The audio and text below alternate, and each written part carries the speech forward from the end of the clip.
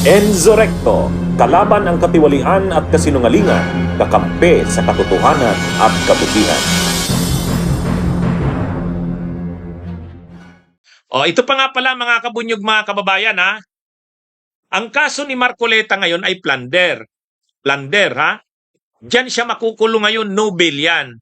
Pero mayroon pang isang kaso na iimbestigahan kay Marcoleta. Alam nyo naman siguro na yon. Ha? Inano na to, sinabi na ni Senador Ping Lacson. Papaimbestigahan niya. Papaimbestigahan niya. Yung kaso ni Marcoleta tungkol doon sa yung 500 million na insertions. Yan, matindi. Galing yan kay Senador Ping Lacson ha. Sabi ni Senador Ping Lacson, may isa pang kaso yan na dapat imbestigahan din si Marcoleta. Totoo ba ang di umano'y nag-insert siya ng 500 million? Ha? Mga allocables. Totoo ba yon? Yun. Sabi ni Senador Ping Lacson, papaimbestigahan din yan. Grabe yan. Ibig sabihin, makukulong si Marcoleta sa plunder. Pero yung plunder niya kasi hindi naman tungkol sa flood control yon. Hindi tungkol sa flood control yon. Kaya lang, mayroon pa pala siyang pwedeng ikaso sa flood control. Ano yon? Nang member siya ng Commission on Appointments, member siya, kasi House of Representatives siya, sagi party list. Ay ang House of Representatives, mayroon yang kinatawan sa Commission on Appointments, pinipili yan. Piling-pili lang yan. Siya siguro, dahil malakas siya, napili siya na representative ng Kamara, ng House of Representatives sa Commission on Appointments. Bakit importante yung Commission on Appointments? Kasi yung mga na-appoint ng Pangulo sa mga matataas na posisyon, halimbawa, cabinet secretaries, pati mga official ng military, lalo ranggong colonel hanggang generals, dumadaan yan sa Commission on Appointments, pati mga ambassadors. Yan ang nakalagay sa atin sa Constitution. Yan ang check and balance sa appointing authority ng President. Kaya kahit inappoint ka ng President, mataas ang posisyon mo, subject ka pa rin sa confirmation ng makapangyarihan Commission on Appointments. Ngayon, itong si Manuel Bunuan, nang na-appoint yan ni PBBM noong 2022 bilang DPWH Secretary, kailangan niyang i-confirm ng Commission on Appointments. Ay member daw noon ng CA si Marcoleta, at itong si Marcoleta humingi daw ng pabor kay Bunuan na bigyan siya ng projects, tutulungan siyang makalusot sa CA. Ang halaga daw ng projects na yon, insertions, allocables, ay 500 million pesos. Ngayon, ang tanong, totoo kaya yon? Iimbestigahan daw, sabi ni Senador Ping Lacson.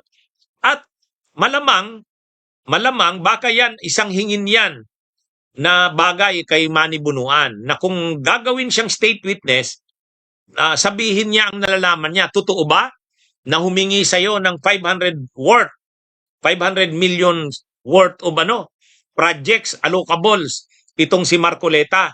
Kapalit nun, ia-appoint siya. Iko-confirm yung appointment niya. Lalakarin ni Marcoleta. Kumbaga siya mismo, susuportahan niya na ma-confirm si Bunuan. May ganong si Lacson. Sabi ni Lacson, papaimbestigahan niya yan. Papaimbestigahan niya yan. Sino ang magko-confirm niyan? Ay si Bunuan. Ay ngayon si Bunuan state witness na. Ay sabi pa naman ni Senador Ping Lacson, hindi pwede yan na basta-basta na lang siyang maging state witness. Dapat mag-cooperate talaga siya. Sabihin niya yung buong nalalaman niya. Ay mukhang pipigain yan si Bunuan. Kung mag-i-state witness ka, talagang mag-cooperate ka. Sabihin mo yung buong nalalaman mo. Ay sigurado, isa nga daw sa itatanong kay Bunuan, totoo ba na may binigay kang 500 million worth of projects kay Marcoleta?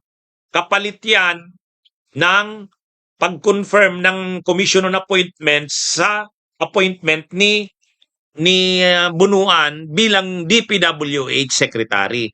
Ngayon, kapag totoo yan, at ang testigo mismo ay si Bunuan, mabigat yan. Mabigat yan. Kaya, kung malusutan man ni Marcoleta itong kasong plunder tungkol doon sa donations na binigay sa kanya nila Mike Defensor, may isa na naman siyang problema. Posible plunder na naman yan, katulad nila Jinggoy. Kasi insertions yun allocable sa flood control. At malalaman yan, anong mga projects ang binigay kay Marcoleta? Saan yon? Sino-sino ang mga contractors doon?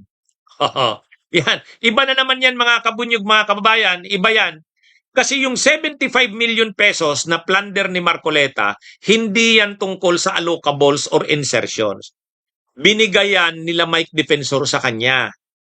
Bawal yon kasi congressman siya noon. Ito namang bago na papaimbestigahan ni Senador Ping Lacson, tungkol na ito sa flood control.